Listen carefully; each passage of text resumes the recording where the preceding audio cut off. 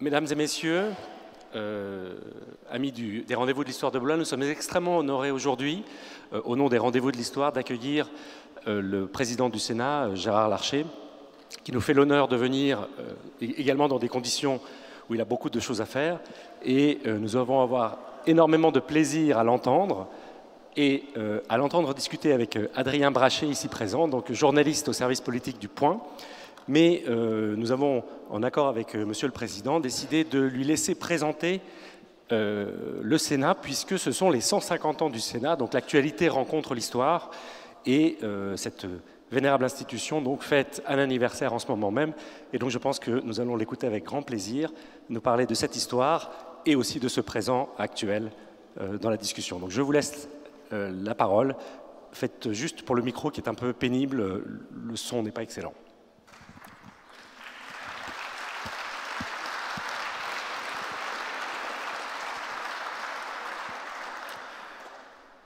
Monsieur le préfet de ce beau département, permettez-moi de saluer la vice-présidente du Sénat, qui je dois d'être aujourd'hui ici présent, Sylvie Robert, qui a en charge, j'allais dire, à la fois la partie événementielle, culturelle du Sénat. À ses côtés, Pierre Ouzoulias. À nous trois, nous sommes bien le symbole de la diversité des groupes du Sénat. Et je crois que c'est la marque aussi de ce qu'est l'institution, ce qui me permet de saluer mes deux collègues sénateurs du département, Jean-Luc Brault et Bernard Pillefer, de saluer, même si elle est au Conseil constitutionnel aujourd'hui, une sénatrice in aeternam du département, Jacqueline Gouraud, que je salue avec un grand plaisir, de saluer les conseillers régionaux, les conseillers départementaux, le directeur des Rendez-vous de l'Histoire. Et j'ai rencontré depuis mon arrivée tout à l'heure, ils nous rejoindront ou ils n'ont pu nous rejoindre, le président du conseil départemental, les représentants de la région et vous tous, mesdames et messieurs. Quelle salle pour se donner rendez-vous, pour répondre à une question, la France. Question très actuelle, qui doit être au cœur de nos préoccupations, et je dois vous le dire, qui est au cœur des miennes. Heureux d'être parmi vous et de participer à ces rendez-vous de l'histoire consacrés à la France. Cette rencontre nous permet de considérer notre cher et vieux pays face à face. Pour la première fois, le Sénat est présent à ces rendez-vous de l'histoire. Plusieurs de nos collègues sont à votre disposition sur le stand du Salon du Livre d'Histoire, dont Sylvie Robert, pour évoquer l'histoire de la deuxième France française, qui, elle, cette année, a 230 ans. Monsieur le directeur, vous avez choisi de vous intéresser à la France. Aussi évoquerai-je la place que la Seconde Chambre a tenue et tient aujourd'hui dans notre histoire. Dans ce jeu complexe où les membres de cette Assemblée ont souvent fait l'histoire, le Sénat s'est aussi trouvé modelé au fil de celle-ci jusqu'à devenir l'une des incarnations des institutions françaises. Il représente non seulement ses communes, ses départements, ses régions, qu'elles soient métropolitaines ou d'outre-mer, mais aussi les Français établis hors de France. C'est aussi une émanation des élus locaux, un certain état d'esprit que je souhaiterais nous voir davantage cultiver, le sens de la proximité, le sens du débat, de l'échange, de la mesure et du compromis. Compromis, ce n'est pas un mot dépassé. En cette année où nous commémorons le 150e anniversaire du Sénat républicain, je souhaite évoquer tout d'abord les tendances lourdes, les forces profondes, qui, dans le temps long, ont mis à jour la nécessité d'un parlementarisme bicéphale.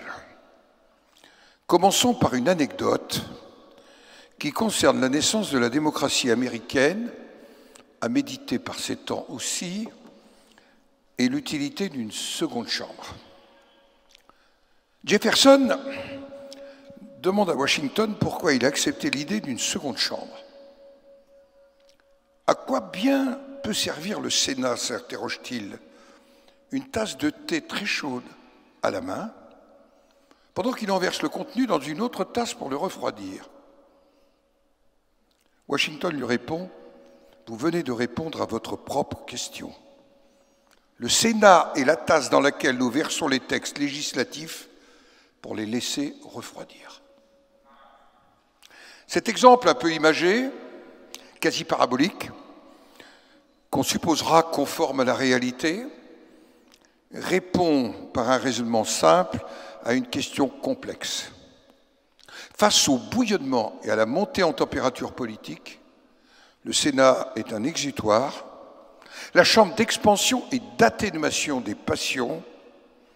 Du reste, à Rome, voici 21 siècles, cette assemblée avait permis de trouver un équilibre entre deux légitimités politiques, le Sénat et le peuple romain.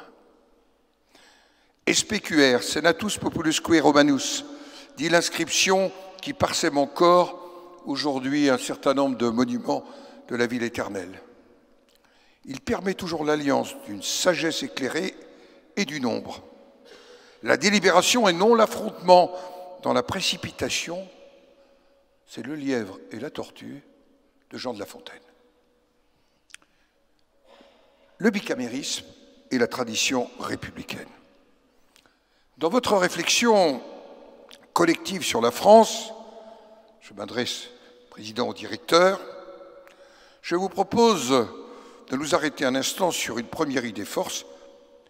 Le bicamérisme relève d'une tradition française. Montesquieu, dans l'esprit des lois, en définissait les contours. Le bicamérisme est une condition essentielle de l'équilibre des pouvoirs. La première chambre haute, née en France en 1795, il y a 230 ans, avec la Constitution de l'an 3, sous le nom de Conseil des Anciens, lointain ancêtre du Sénat moderne. Et je reprends le contenu du rapport de Boissy d'Anglas, alors député de l'Ardèche. Il se trouve qu'hier, j'étais dans l'Ardèche, tout près de la terre de Boissy d'Anglas. Que dit-il dans son rapport? Les 500 seront l'imagination de la République, les anciens la raison. Le recours à la seconde chambre naît du refus de la dictature de la chambre unique et de la terreur. C'est dans cette même lignée que Bonaparte, premier consul, créa le Sénat conservateur, dont la fonction était avant tout d'éviter qu'un régime d'assemblée ne porte atteinte à la Constitution. Napoléon Bonaparte laissa son empreinte sur cette haute assemblée qui approuva la motion relative à l'institution de l'Empire en 1804 et qui eut la lucide ingratitude, dans une France envahie par l'Europe coalisée contre l'empereur, de proclamer sa déchéance le 3 avril 1814. La continuité institutionnelle entre le Premier Empire et la Restauration passa par la substitution au Sénat conservateur d'une Chambre des pairs qui prit sa suite après l'arrivée de Louis XVIII. La Constitution de 1848 avait rétabli la République. Elle était passée au monocamérisme, sans doute d'une façon inconsidérée. Les événements devaient le montrer.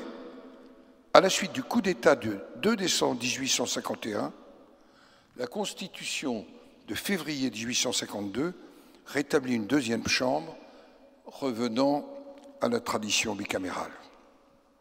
La France revint donc rapidement à la dualité des assemblées qui caractérisa le Second Empire et la Troisième République. Nous célébrons, comme vous l'avez dit, cette année le 150e anniversaire du Sénat républicain. C'est l'occasion de nous remémorer que lorsque les lois constitutionnelles de la Troisième République sont adoptées, à commencer par la première qui concerne le Sénat, Et devant la menace d'un retour au pouvoir des bonapartistes, la République apparaît comme le régime qui divise le moins. Je reprends la citation de l'époque. Elle est définitivement établie, cette République, en janvier 1875, lorsqu'Henri Vallon, député catholique modéré, présente un amendement portant élection du président de la République, en toutes lettres, pour 7 ans, par la Chambre des députés et le Sénat réunis en Assemblée nationale. Chacun sait que l'amendement fut adopté par 353 voix contre 352. La Troisième République est donc proclamée à une voix près. Le Sénat, à cette époque encore conservateur, constitué après les élections sénatoriales de janvier 1876, résulte du compromis constitutionnel qu'ont accepté les modérés. Il devient un grand conseil des communes de France, pour reprendre la formule de Gambetta, qui ne tarde pas à se républicaniser au fil des élections. Ce grand mouvement s'achève lorsque Gambetta met un terme à la désignation des sénateurs inamovibles. Dès 1879, les choses vont assez vite. Naît la République des Républicains. Suite à une révision du mode de scrutin très important, Madame la Présidente des maires, qui nous donne notre légitimité puisée, j'allais dire, au suffrage des élus municipaux.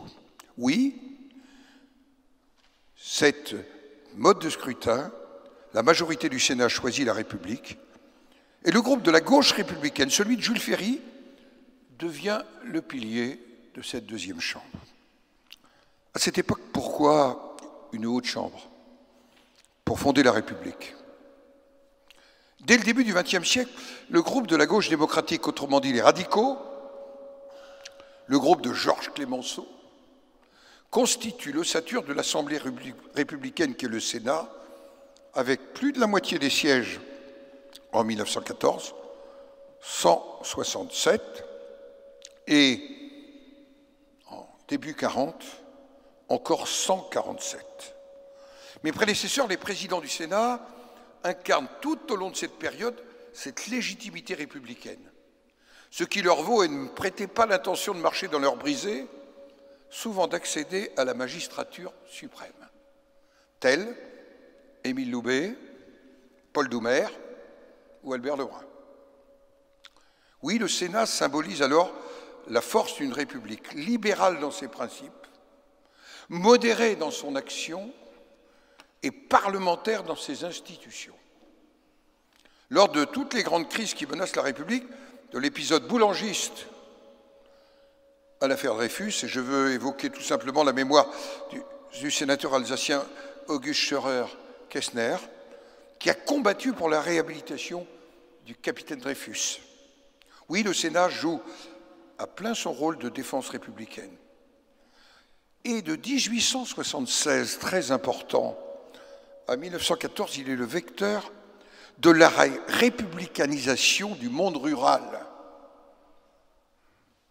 Et dans ces moments où d'aucuns s'interrogent sur la République, je tiens à faire mémoire d'un sénateur, Pierre Waldeck-Rousseau, qui présida en juin 1899 le gouvernement de défense républicaine, incarnant précisément cette légitimité de la République et la volonté de la défendre contre ses adversaires, qui étaient aussi souvent les adversaires des libertés fondamentales.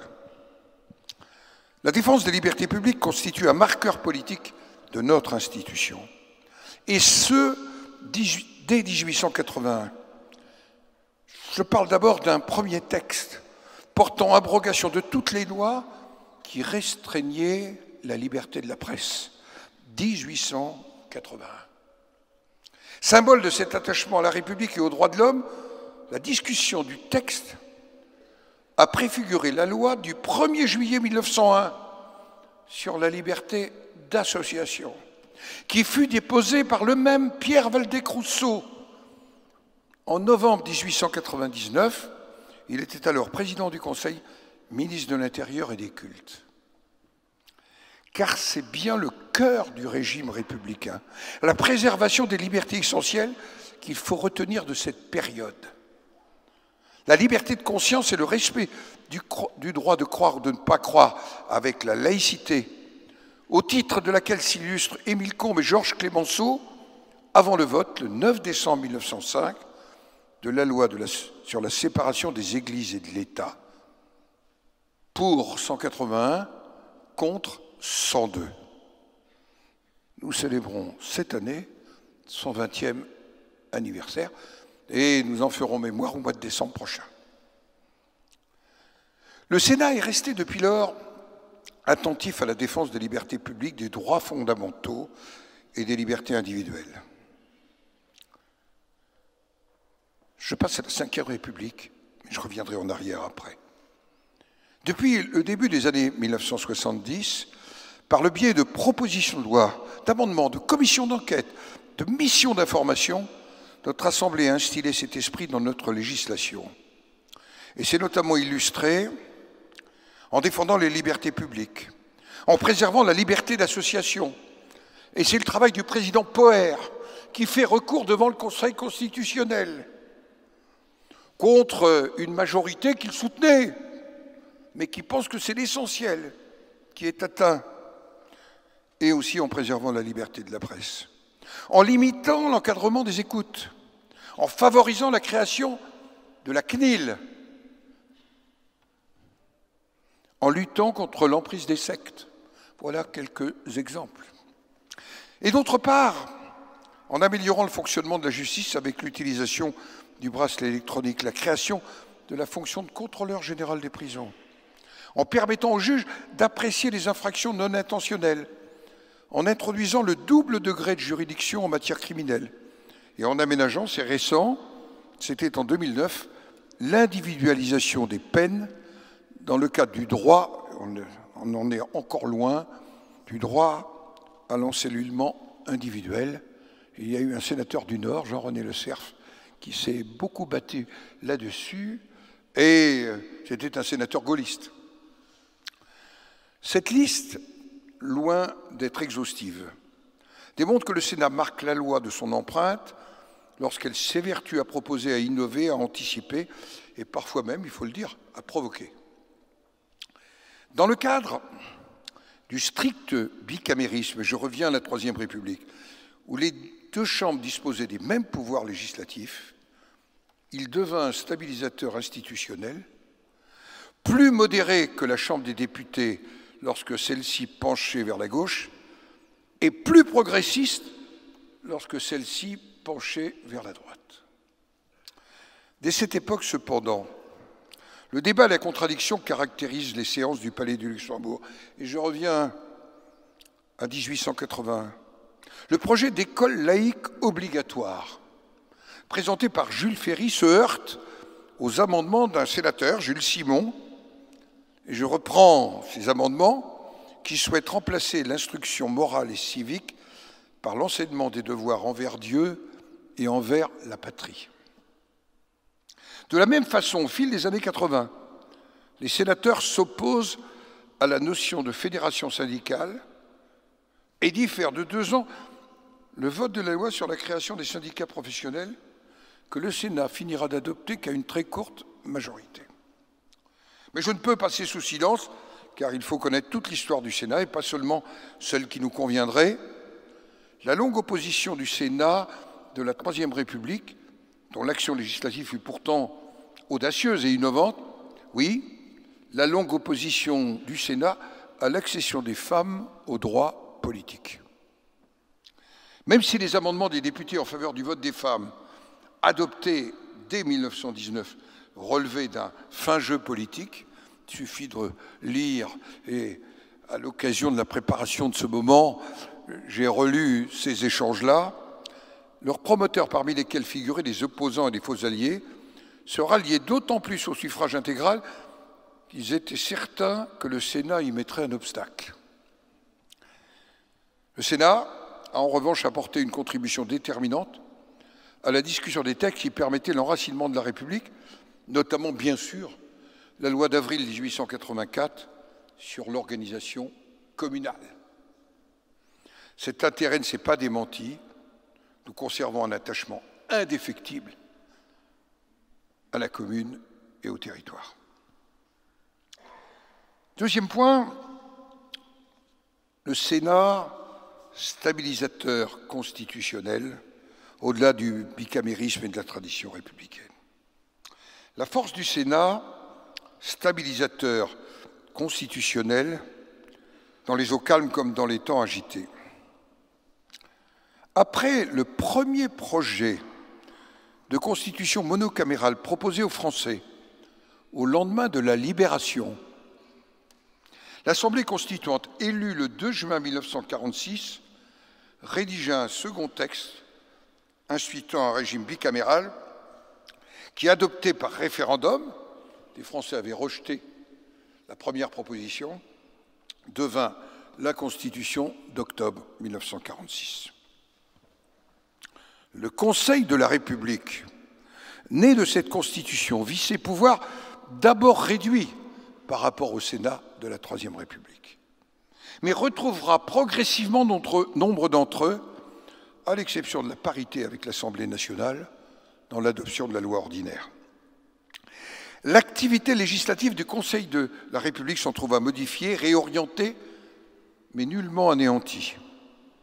À la tête de cette seconde chambre, un radical, le radical Gaston Monnerville, élu en 1947, devint l'infatigable promoteur d'un bicaméralisme équilibré et d'une collaboration entre les organes de l'État. 1954, rétablissement de la navette parlementaire par une réforme constitutionnelle. Ce rétablissement traduit ce rééquilibrage et la nécessité face à l'Assemblée nationale que le balancier du Palais du Luxembourg joue pleinement son rôle stabilisateur ou régulateur. Cette réforme affermit la position de la seconde chambre. Ce Conseil de la République, qui retrouve, article 22, à ce moment-là, le nom de Sénat, est une assemblée permanente. Elle ne peut être dissoute. Le gouvernement est responsable devant elle, même si elle ne peut pas le renverser. Article 20. Dans le premier discours qu'il prononça, en qualité de président du Sénat de la Ve République, premier discours, décembre 1958, Gaston Monnerville observait, et je le cite, que la nouvelle Constitution a rendu notre Assemblée son titre traditionnel, en même temps qu'elle lui confère un rôle de premier plan dans l'organisation des pouvoirs publics. Fin de citation.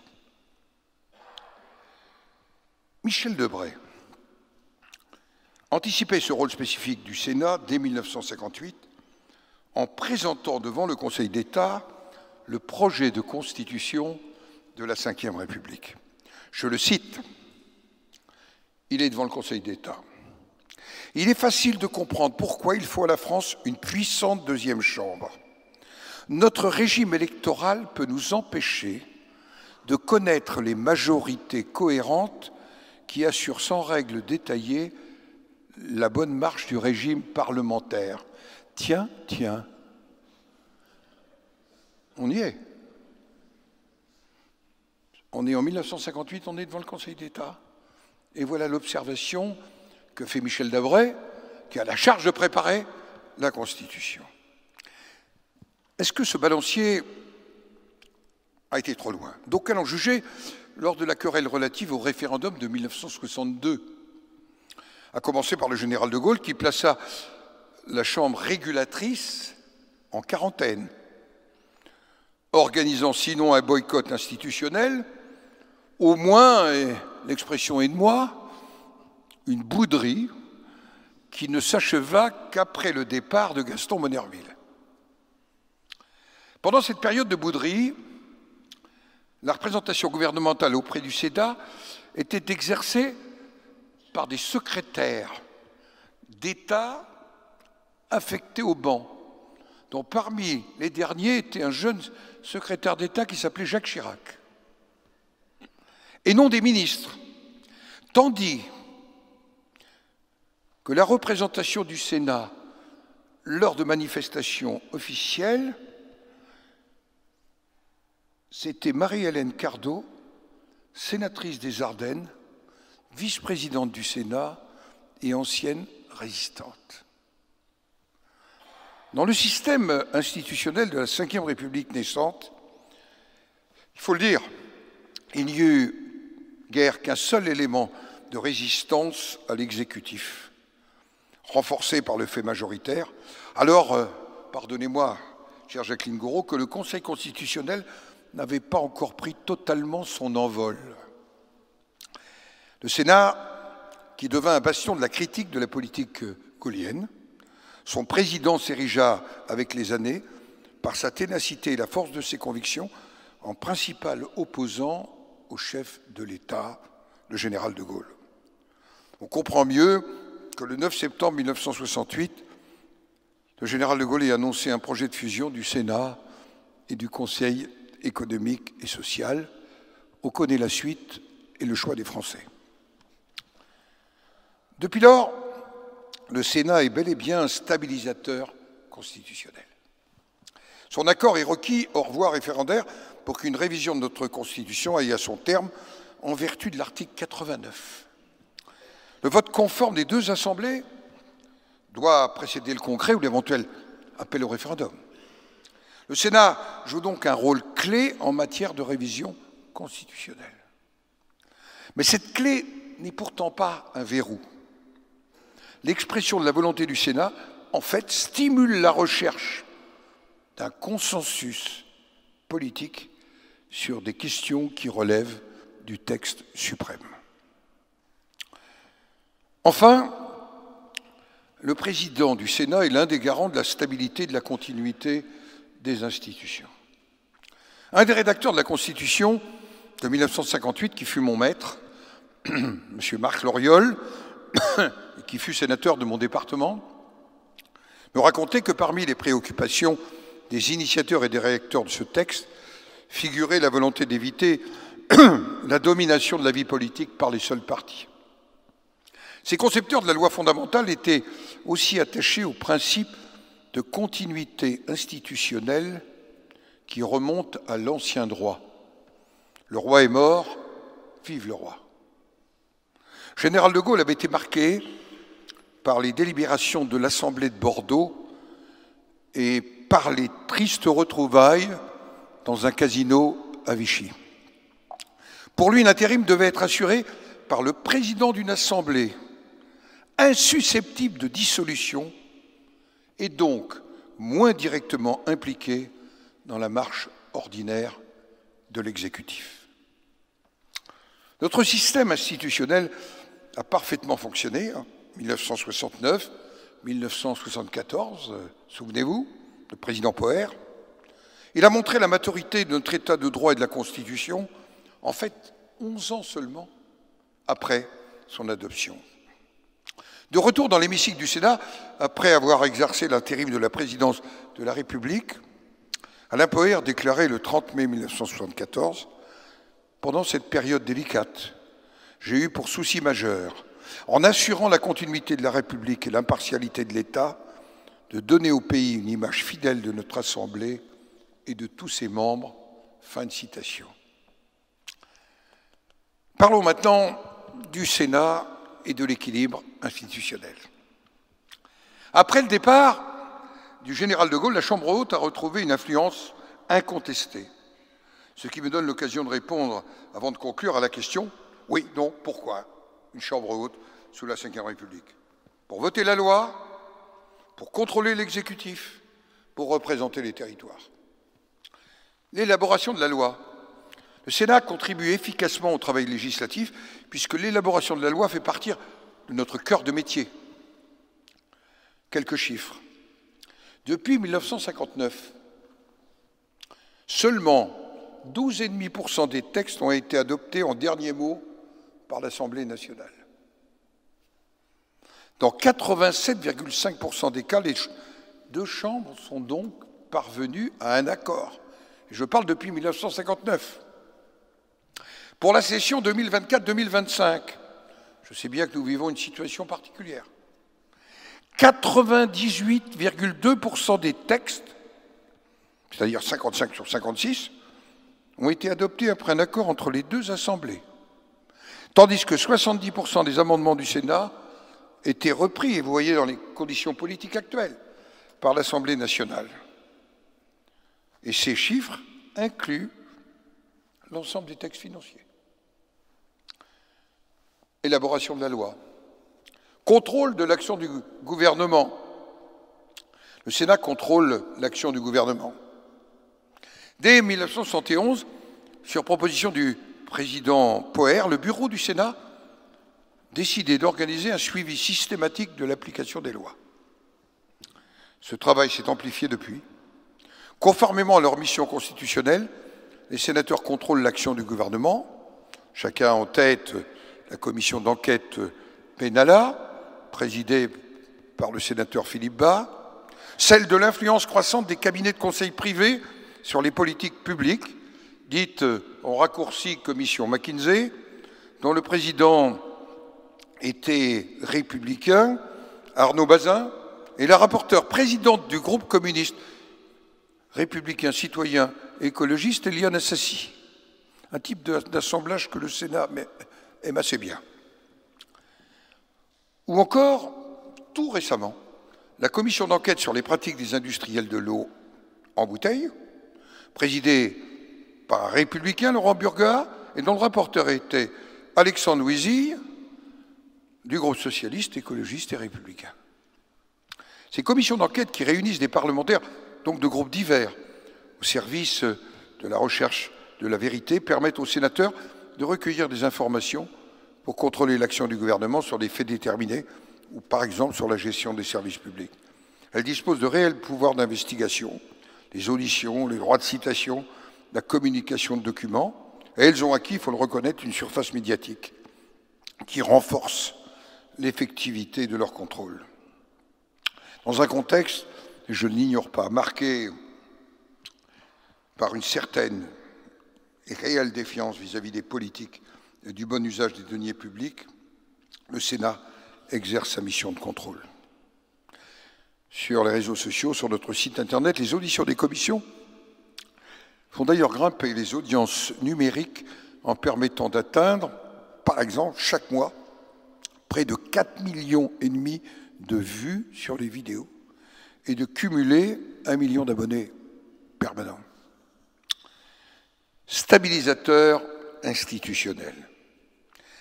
Et c'est-à-dire qu'en exerçant ces deux missions fondamentales, la loi, le contrôle, le Sénat a perdu son rôle de stabilisateur. Je ne crois pas. Cette fonction demeure au cœur de son identité. Le Sénat reste périodiquement le seul contrepoint institutionnel face aux faits majoritaires.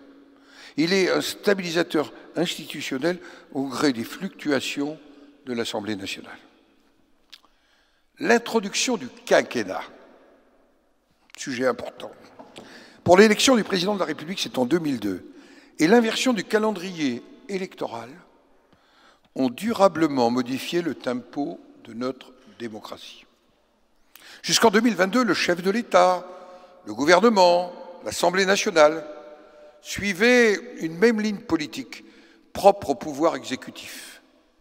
Hormis le Conseil constitutionnel dans l'ordre juridictionnel, aucun contre-pouvoir ne subsistait à l'exception du Sénat, que sa temporalité propre, avec son renouvellement par moitié tous les 3 ans, met à l'abri de la vision quinquennale de l'Assemblée nationale et de l'exécutif. C'est dans ces conditions que, durant le confinement, par exemple, j'ai saisi le Conseil constitutionnel afin de m'assurer que les mesures mises en œuvre par l'exécutif étaient, je me cite, nécessaires et adaptées aux circonstances. J'ai en fait suivi la voie ouverte par Alain Poher, qui en 1971, en déférant la loi Marcellin, je le redis, a permis de ranger de la liberté d'association au nom des principes fondamentaux reconnus par les lois de la République. La force stabilisatrice du Sénat s'est exprimée de façon manifeste depuis les élections législatives de juin 2022. L'existence d'une majorité relative à l'Assemblée nationale fait plus que jamais du Sénat un pôle d'équilibre et de stabilité au sein de nos institutions. Nous avons engagé, dans la mesure du possible, ce n'est pas toujours simple, un dialogue avec l'exécutif et l'Assemblée nationale dès la conception de la loi. La navette entre Assemblée nationale et Sénat, ou Sénat et Assemblée nationale, et la commission mixte paritaire, vous savez, 7 députés, 7 sénateurs qui se réunissent pour tenter de trouver un accord sur des textes qui ont été examinés pour chacune des assemblées, joue un rôle décisif et renouvelé. Dans ce cadre où le fait majoritaire a cessé de prévaloir, notre Assemblée fait d'autant plus entendre sa voix. La dissolution de l'Assemblée nationale le 9 juin 2024 a porté ce mouvement à son comble. Les élections ont laissé le Palais Bourbon sans aucune majorité.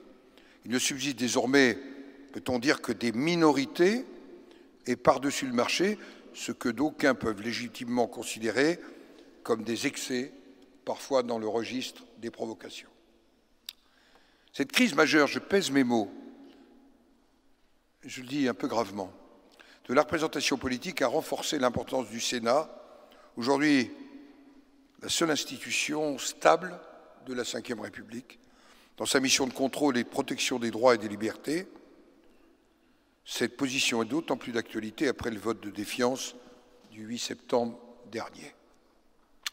Le Sénat demeure place forte qui tient contre vents et marées, qui assure une continuité législative dans le tumulte d'une Assemblée nationale souvent divisée et imprévisible.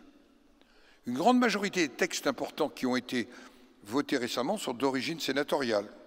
Ainsi, je prends des textes comme la lutte contre le narcotrafic, fruit d'une commission d'enquête transgroupe.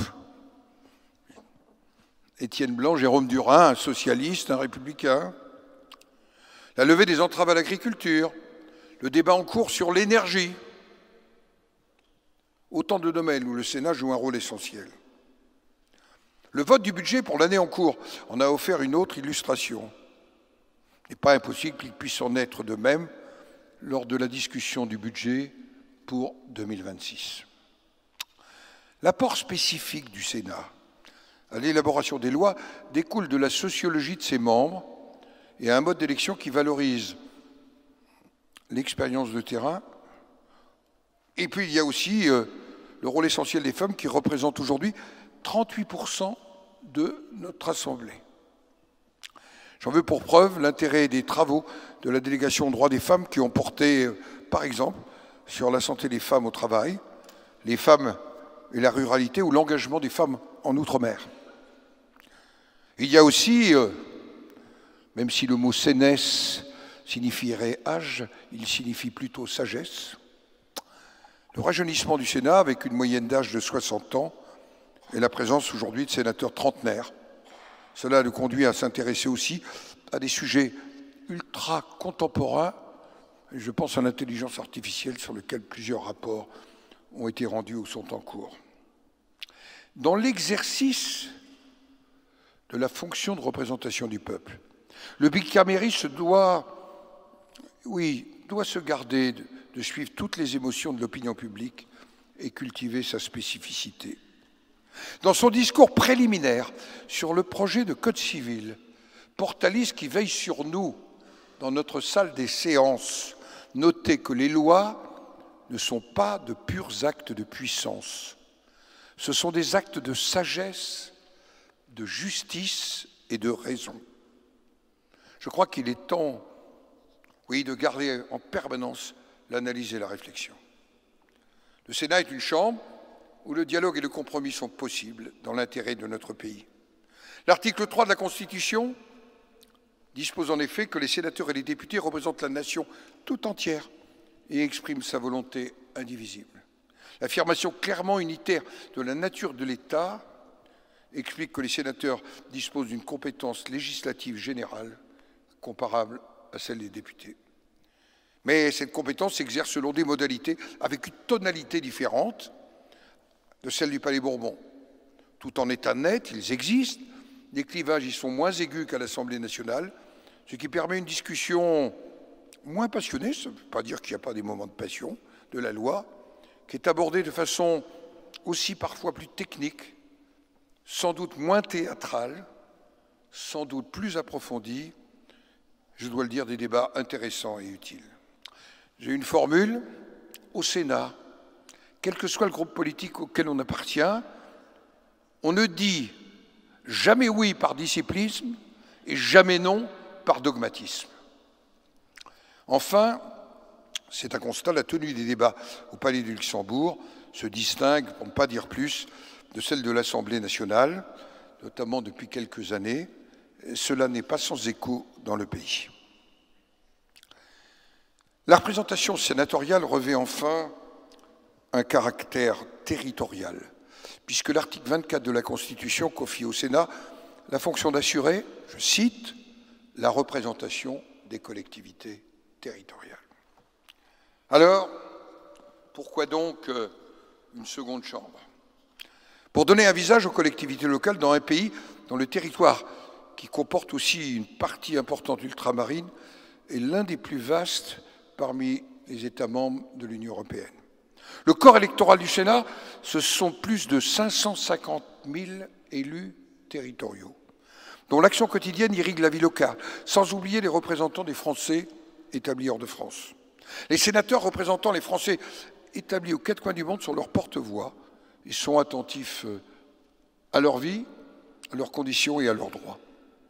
Les sénateurs, qui sont donc les élus des élus par le suffrage universel indirect, fertilisent le débat parlementaire par la connaissance et l'attachement qu'ils portent à nos communes, à nos départements et à nos régions. Aujourd'hui aussi, le Sénat est la Chambre qui amplifie la voix des territoires pauvres en démographie. C'est aussi un élément important.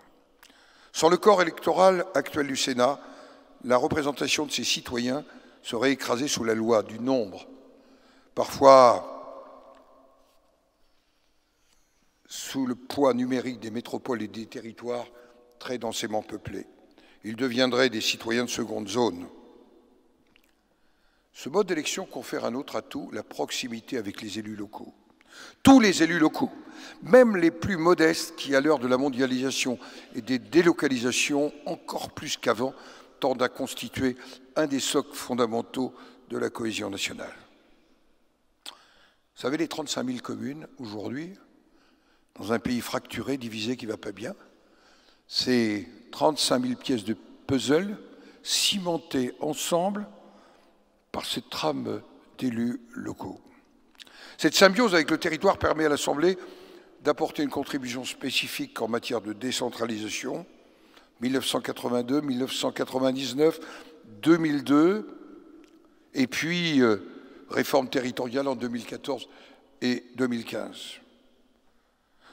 La majorité sénatoriale, actuellement, a aussi voulu préserver le département, tout en réaffirmant le rôle des communes. Alors, en conclusion, quelle perspective d'avenir tirer de cette expérience sénatoriale? Tout d'abord, le fait que l'attachement à l'histoire et nos valeurs ne nous éloigne en rien d'une projection vers l'avenir. Et c'est le sens des rendez-vous de l'histoire, éclairer aussi l'avenir.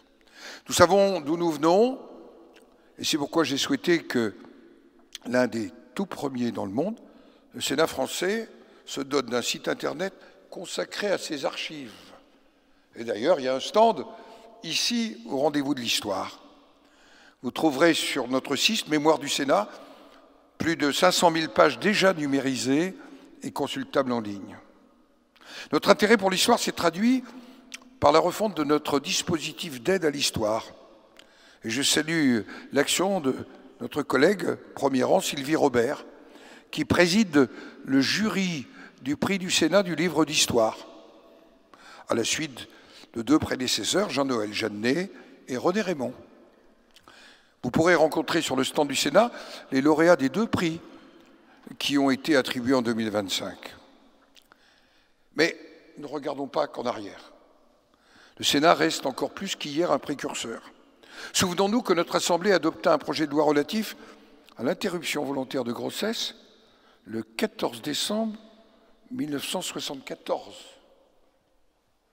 et vota l'abolition, première lecture devant le Sénat, de la peine de mort le 30 septembre 1981. Et pourtant, la majorité n'était pas du tout la même majorité qu'à l'Assemblée nationale. Et Robert Badinter s'en était souvenu en nous remettant le manuscrit de son discours devant le Sénat. Oui, dans des débats qui étaient apaisés, comme l'avait reconnu Madame Simone Veil, qui avait tenu à ce que son épée d'académicien lui soit remise au Sénat. Et j'ai eu l'honneur de procéder à cela en souvenir de la qualité du débat après la tempête, pour ne pas dire autre chose, qu'elle avait dû vivre à l'Assemblée nationale. Mais cette Chambre a aussi lancé des débats sur des sujets essentiels et qui peuvent nous interroger, nous déranger. Je vais vous parler d'Henri Caillavet et de propositions novatrices sur la réforme de l'internement psychiatrique, sur l'insémination artificielle, sur la dépénalisation de l'homosexualité, sur le droit de vivre sa mort, débat que nous allons avoir sans doute dans les semaines qui viennent au Sénat. Dans cet esprit, le Sénat fera tout pour rechercher les convergences les plus larges possibles autour de ces projets qui concernent à la fois les soins palliatifs, la fin de vie et la bioéthique. Notre Assemblée débat de ces sujets depuis longtemps et naturellement y apporte son expertise en traduisant les préoccupations de nos concitoyens et en prenant exemple, j'y reviens, sur l'histoire antique, rendant plus actuelle notre ambition, le Sénat et le peuple français. Parmi les 80 États au monde qui ont choisi le bicamérisme, et récemment la Côte d'Ivoire, pour sortir d'un schéma d'affrontement, on a tous en tête les guerres civiles qu'ont connues, par exemple, la Côte d'Ivoire, le Tchad, le Togo. Ils viennent de créer, d'ailleurs avec le soutien du Sénat français, une seconde chambre. Je crois que nous avons une place particulière. Incarnation de l'histoire politique, économique et sociale de notre pays. Nous avons aussi quelques faiblesses. Au fond, le Sénat, c'est la France. Alors, vous posiez la France, point d'interrogation. Moi, j'ai envie de vous dire la France, point d'exclamation. Parce que je ne m'interroge pas sur la France, mais je pense que notre responsabilité, c'est de lui donner un futur, un avenir, de croire en notre pays. Et La Rochefoucauld disait qu'il n'est nulle difficulté que des femmes ou des hommes d'esprit ne puissent transformer en succès. Faisons de nos difficultés l'occasion de retremper notre pays. C'est en tous les cas la démarche auquel le Sénat veut contribuer. Merci de m'avoir écouté.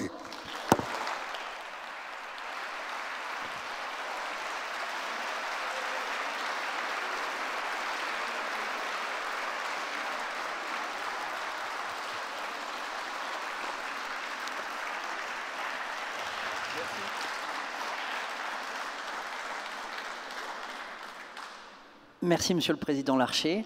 Merci pour, au fond, ces 50 ans d'histoire française à travers le Sénat. C'est-à-dire qu'on fait souvent l'histoire française à travers les débats à l'Assemblée. On l'a fait à travers le Sénat. Je me permettrai tout à l'heure une ou deux questions sur la situation très immédiate, mais pour revenir un peu sur votre développement et ce qu'on peut en retenir, en racontant ces 150 ans-là du Sénat, vous racontez 150 années où le Sénat répond en fait à toutes les crises de la politique française. Et je me demandais, est-ce que le Sénat en lui-même est au fond une institution pour tant de crises? Mais est-ce que, vous parliez de la sociologie aussi des sénateurs, est-ce que les sénateurs aussi, au fond, ne sont pas des personnalités pour tant de crises? Vous parliez tout à l'heure notamment du sénateur Waldeck-Rousseau. On l'oublie, mais Waldeck-Rousseau, notamment, est appelé en 1899, en pleine crise de l'affaire Dreyfus, au moment où les gouvernements se succèdent et tombent les uns après les autres, et il arrive à obtenir un gouvernement qui va tenir près de 3 ans, avec en son sein un socialiste comme Alexandre Millerand et le général de Gallifet qui, a quelques années avant, réprimait la Commune. On se dit que ça, c'est un tempérament de sénateur. Donc ma question, est-ce que les sénateurs, en tant qu'individualité, en tant que personne, en tant que socialisation, à travers l'expérience qu'ils vivent au Sénat, sont des personnalités pour tant de crises? Ils sont aussi pour tant de calme, de sérénité et de construction d'un pays. Mais je vais vous dire comment nous vivons au quotidien, puisque ici, dans cette salle, il y a au moins 5 groupes politiques du Sénat différents de représentés. Nous travaillons ensemble, les présidents de groupe, très régulièrement, autour du président du Sénat. Non pas pour rechercher je ne sais quel consensus mou, mais parce que nous pensons que nous avons une responsabilité dans l'élaboration de la loi, dans le contrôle du gouvernement et dans le traitement d'un certain nombre de situations. Nous l'avons vécu, je l'ai vécu comme tel, pendant la crise des Gilets jaunes. Je vais parler de crise récente. C'est-à-dire que nous avons essayé collectivement d'assumer notre responsabilité avec l'aide des élus locaux, parce que c'est d'abord les maires qui nous ont aidés dans ce moment-là pour essayer de retrouver une boussole et une boussole collective. C'est cette culture du dialogue, du compromis. Le compromis, ce n'est pas la compromission, c'est le partage d'engagement à un moment qui peuvent être différents. Et on a connu un débat très vivant au moment de la réforme des retraites. Eh oui. Et puis c'était normal. J'en sais quelque chose, j'ai présidé 59 heures sur les 90 heures de débat. Mais en même temps, nous avons tenu le débat. Nous avons été au bout du débat. Parce qu'au Sénat, pardonnez-moi, nous avons horreur des procédures raccourcies, des procédures contraintes. Et j'allais dire dans tous les groupes. Et un président du Sénat, il a horreur de ça en plus, quelle que soit sa sensibilité. Donc, c'est une culture ancienne. Et je le disais tout à l'heure, c'est ce qui a amené d'ailleurs à ce qu'un certain nombre de présidents du Sénat, à l'époque de la Troisième République, se voient confier dans les périodes difficiles la magistrature suprême pour tenter de trouver, y compris au 11e tour, il y a eu un cas célèbre à la fin de la 4e République, même, je ne sais, 11e tour, ça doit être plus que ça d'ailleurs, j'allais dire une solution pour le pays. C'est un lieu aussi de solution. Est-ce que ce que vous voulez dire par là aussi, c'est que, contrairement à l'image qu'il a souvent, c'est-à-dire que vous dites le Sénat a un rôle de stabilité, de préservation, mais pas seulement, c'est-à-dire que vous avez dit c'est aussi une institution qui fait œuvre, qui mène des projets précurseurs. Est-ce que ce que vous voulez dire par là, c'est que le Sénat n'est pas qu'une institution conservatrice, que c'est aussi une institution de proposition et de naissance de toute une série d'objets politiques? Le mot conservateur, ce n'est pas un gros mot. Ah non, non, je le dis pas dans ce sens-là. Parce que conserver la Constitution et conserver un certain nombre de valeurs fondamentales, ça n'a rien à gros mots. Mais le Sénat est capable de se mettre en anticipation. Le travail qui est actuellement fait sur l'intelligence artificielle, mais pardonnez-moi, le travail qui a été fait, je pense à Claude Malhuret, sur les réseaux, qui a parlé de TikTok il y a 3-4 ans, si ce n'est le Sénat, pour poser la question du rapport entre ces réseaux, leur influence et leur rôle sur les jeunes générations. On n'a pas attendu aujourd'hui. Donc vous voyez bien qu'on est en phase aussi avec les questions de la société, en le faisant d'une manière sans doute moins pulsive, reprenant Boissy d'Anglas, pour ce qui est une part de raison, c'est ce qui avait amené à la création du Conseil des Anciens. Alors, vous allez dire que c'est ma déformation professionnelle de journaliste? Non, il n'y a pas de déformation. Moi, je suis formation. vétérinaire, alors voilà. Pour revenir un peu à la situation très, très actuelle, j'ai retrouvé un propos que vous aviez en 2008 dans un de vos premiers discours en tant que président du Sénat. Vous disiez « Faire de la politique, c'est respecter l'opposition ». Est-ce que c'est à ce titre-là que vous avez estimé ce matin que les Républicains ne devaient pas intégrer le nouveau gouvernement de Sébastien Lecornu? Est-ce que vous considérez qu'en reconduisant Sébastien Lecornu, les oppositions n'ont pas été respectées par le président de la République? D'abord, je vais revenir sur mon propos de 2008, avant de passer au mois d'octobre 2025. je pense, très important dans toutes les démocraties. Et le rôle d'un président, ce n'est pas simplement de représenter la majorité, c'est d'être le président de l'institution. Certes, je suis élu par une majorité, et j'ai des devoirs vis-à-vis de cette majorité. Mais il y a aussi une opposition à des groupes minoritaires. Groupe minoritaire, il y a une tradition au Sénat, c'est aujourd'hui un groupe moins important qu'à l'époque de Clémenceau, qui s'appelle le groupe des radicaux. Je fais simple, parce que RDSE, c'est pas facile à traduire. Dans lequel il y a des sénateurs qui appartiennent et à la majorité et d'autres à l'opposition. Et la responsabilité d'un président, c'est de permettre à chacun de s'exprimer et d'être attentif à ce que les droits des groupes minoritaires et d'opposition ne soient pas simplement respectés, mais puissent être valorisés. Pour vous répondre là, c'est autre chose, c'est l'homme politique qui vous répond. On ne peut pas s'engager dans un gouvernement sans connaître sur quel pilier nous nous engageons mutuellement. Vous ne faites pas de compromis sans connaître les promesses des uns et des autres. Compromis, cum promissio. Eh bien, je pense qu'il est important de savoir, quand on rentre dans une forme de coalition qui n'aura pas la majorité, ce qu'apportent les uns et les autres, mais aussi ce qu'on écoutera et ce qu'on entendra des oppositions et des groupes minoritaires. Donc ma position, c'est qu'il faut éclaircir tout cela si on veut traverser la période. Ma priorité, à moi, c'est de doter le pays d'un budget.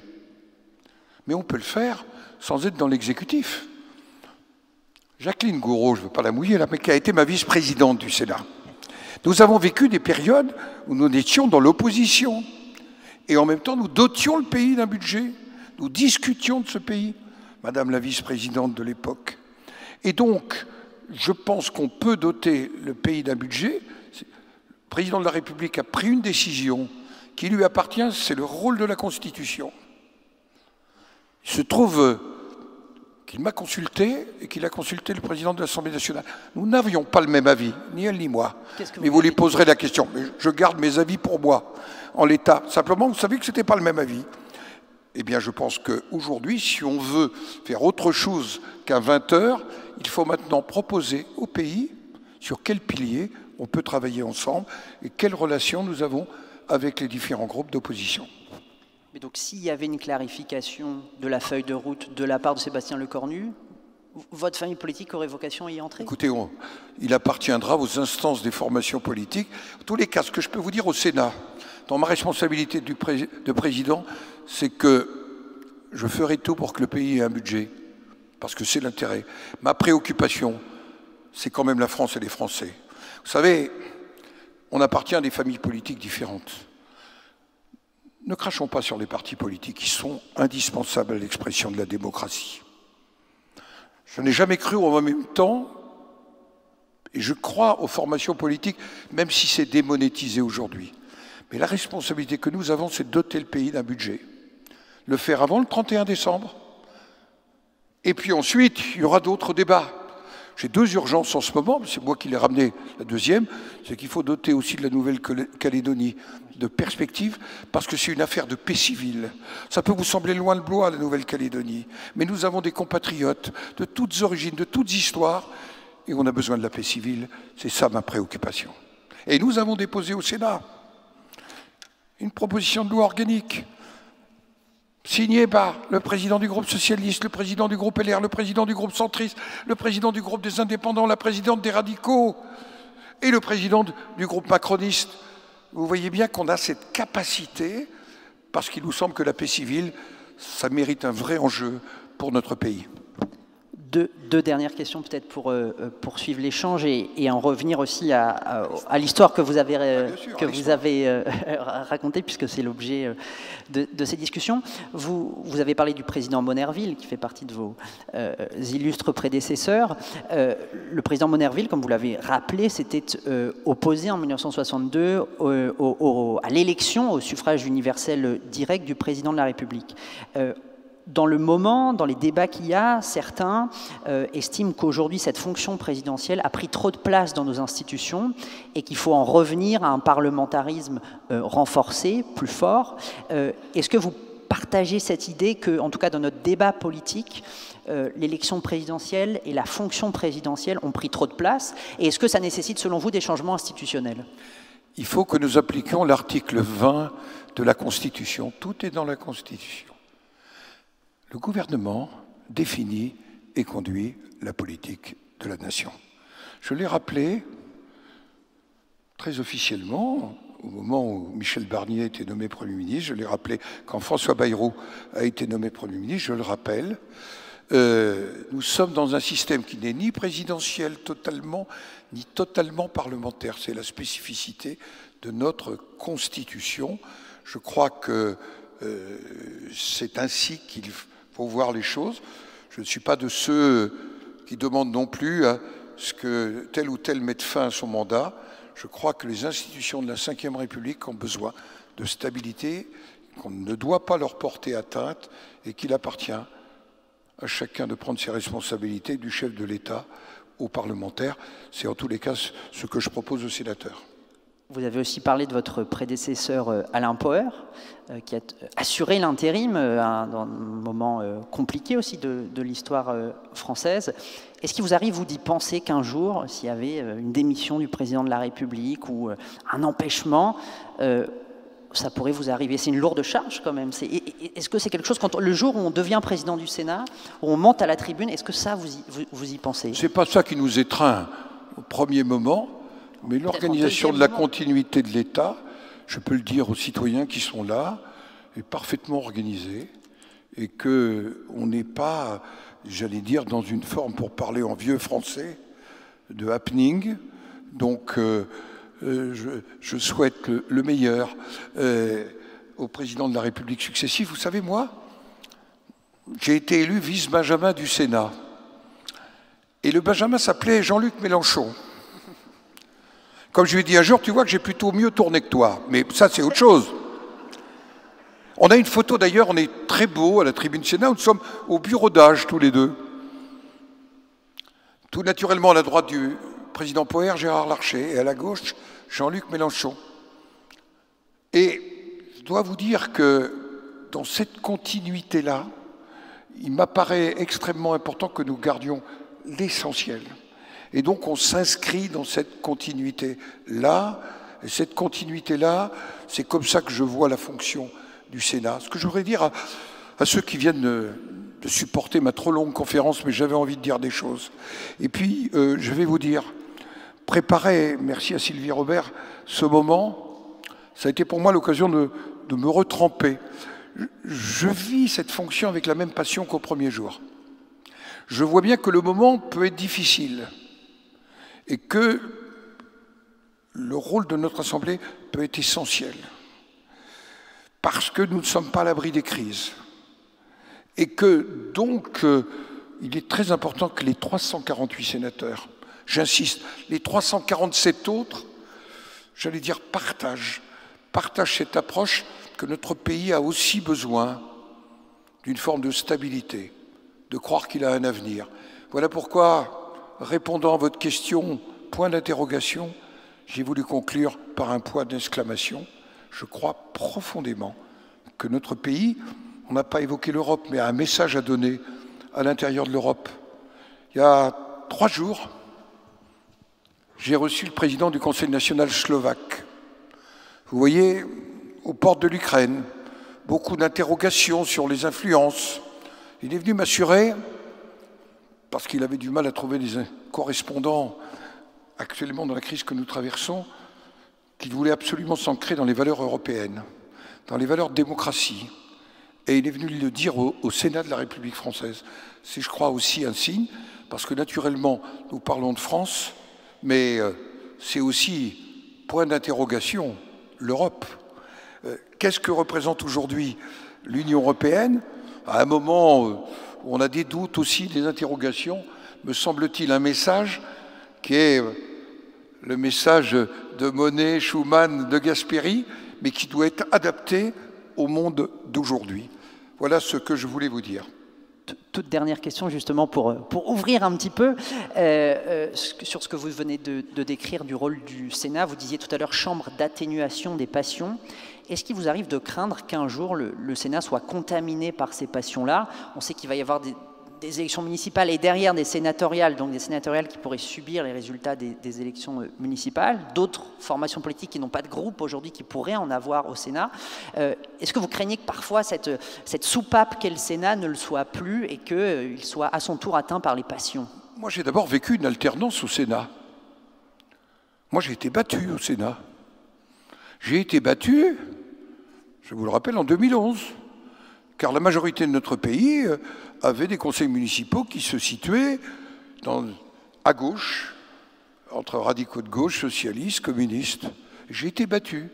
Et il y a eu un président du Sénat qui s'est appelé Jean-Pierre Bel, qui était l'ancien président du groupe socialiste. Et il se trouve que j'ai ensuite succédé à mon successeur.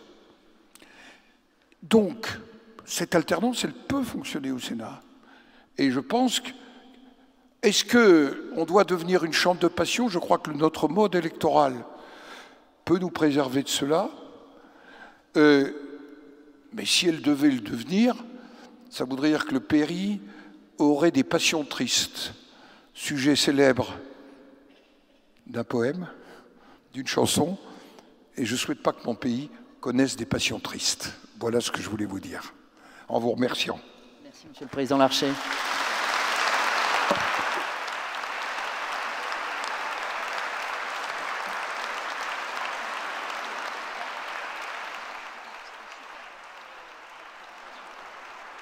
Merci à tous.